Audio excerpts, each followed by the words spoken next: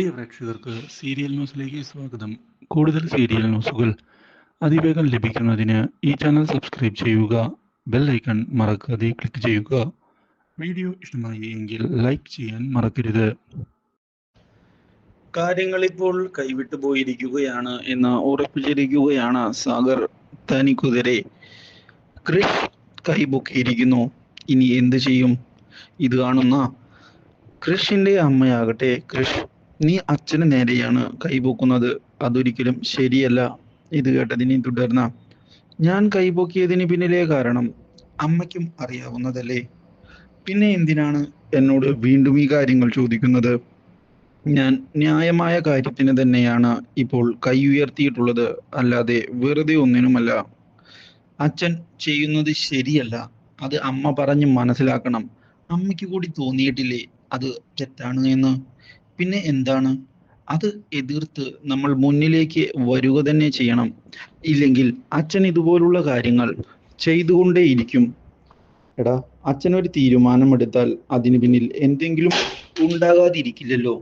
ആ കാര്യം നിനക്കും അറിയാവുന്നതല്ലേ. അതൊക്കെ ശരി തന്നെയാണ്, പക്ഷെ ബലരാമന്റെ കാര്യത്തിൽ അതിൽ എനിക്ക് തീരെ വിശ്വാസമില്ല.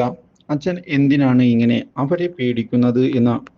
അവനെയൊന്നും പേടിക്കാനുള്ളതല്ല, അവനെയൊക്കെ നേരിടാനുള്ളതാണ്. നമ്മൾ അവന്റെ മുന്നിൽ മുട്ടുകുത്തി എന്നുള്ള തോന്നൽ അവനുണ്ടായാൽ പിന്നെ നമ്മൾ പ്രതീക്ഷിച്ചിട്ട് കാര്യമില്ല. പക്ഷേ സാഗർ ആകട്ടെ, ഇനി എൻ്റെ തീരുമാനത്തിൽ മാറ്റമില്ല. കാര്യങ്ങൾ വിചാരിച്ചതുപോലെ തന്നെ നടക്കും, അത് ഉറപ്പ് തന്നെയാണ് എന്ന് വ്യക്തമാക്കിക്കൊണ്ട് മുന്നിലേക്ക് പോവുകയാണ്. ഈ കാര്യം അറിയാൻ ഇടയാവുകയാണ് കൺമണി. ഇതോടെ കൃഷിനെ ചെന്ന് കണ്ട്, അച്ഛനോട് കൃഷ് സാർ മാപ്പ് പറയണം. ഇല്ല, ഞാൻ മാപ്പ് പറയില്ല. കൃഷ് സാർ ചെയ്തത് ഒരിക്കലും ന്യായീകരിക്കാൻ പറ്റാത്ത കാര്യമാണ് കൃഷ് സാർ. അതുകൊണ്ടാണ് എന്തൊക്കെ പറഞ്ഞാലും കൃഷ് സാറിന്റെ അച്ഛനാണ് അത്. ആ ഒരു പരിഗണന കൃഷ് സാർ കൊടുത്തേ മതിയാകൂ. എന്ത് പരിഗണന? നീ എന്തൊക്കെയാ ഈ പറയുന്നേ? ഇതൊന്നും ശരിയല്ല. അച്ഛൻ ചെയ്തത് തെറ്റ് തന്നെയാണ്. അതുകൊണ്ട് തന്നെയാണ് ഞാൻ അങ്ങനെ പ്രതികരിച്ചത്. അല്ലെങ്കിൽ ഞാൻ കാര്യങ്ങൾ വ്യക്തമാക്കുമായിരുന്നില്ലേ? ഇത് അച്ഛൻ എന്താ ചെയ്തത്? അച്ഛൻ ചെയ്തത് ശരിയല്ല എന്നുള്ള കാര്യം നിനക്കും അറിയാവുന്നതാണ്. എന്നിട്ടും നീ ന്യായീകരിക്കുന്നു. നിനക്ക് തോന്നിയിട്ടില്ലേ നമ്മുടെ കൃപയോട് ചെയ്ത ആളോട് ക്ഷമിക്കാൻ നിനക്ക് പറ്റുമോ? നീ പറ കൃഷ് സാർ.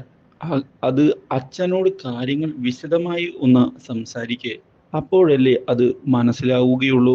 അല്ലാതെ കൃഷ് സാർ ഇങ്ങനെ എടുത്തു ചാടിയിട്ട് വല്ല ഉപകാരവും ഉണ്ടാകുമെന്ന് എനിക്ക് തോന്നുന്നില്ല. എന്നില്ലെങ്കിലും കൃഷ് സാറിനേക്കാൾ എക്സ്പീരിയൻസ് ഉള്ളതല്ലേ അച്ഛന്. അപ്പോൾ അതിനുള്ളിൽ എന്തെങ്കിലും കാര്യമില്ലാതെ അച്ഛൻ അങ്ങനെ ചെയ്യില്ല കൃഷ് സാർ. കൃഷ് സാർ ഒന്ന് സംസാരിക്കുക അച്ഛനോട്, അപ്പോൾ കാര്യങ്ങൾ ശരിയാകും. ഇതോടെ കൃഷ്, എന്നാ ശരി, നീ അതുകൊണ്ട് മാത്രം ഞാൻ സംസാരിച്ചേക്കാം, മനസ്സിലായോ? ഇല്ലെങ്കിൽ ഞാൻ ഒരിക്കലും ചെയ്യില്ലായിരുന്നു എന്ന് പറഞ്ഞ് കൃഷ് ഒടുവിൽ സാഗറിനെ കാണാൻ എത്തുകയാണ്. അച്ഛാ, ഞാൻ ചെയ്തത് ശരിയായില്ല, എടുത്തു ചാടി പ്രതികരിച്ചു പോയി, അത് തെറ്റ് തന്നെയാണ്. അച്ഛൻ എന്നോട് ക്ഷമിക്കണം. അപ്രതീക്ഷിതമായ കൃഷിന്റെ ഈ വാക്കുകൾ ഞെട്ടിച്ചതിനെ തുടർന്ന് സാഗർ കൃഷിനെ കെട്ടിപ്പിടിക്കുകയാണ്. അതൊന്നും സാരമില്ലടാ, അതാ വാശിയുടെ പുറത്ത് സംഭവിച്ചതല്ലേ, വിട്ടുകള നീ, നമുക്ക് കാര്യങ്ങൾ ശരിയാക്കാം എന്ന് പറയുകയാണ്. Do like, share and subscribe.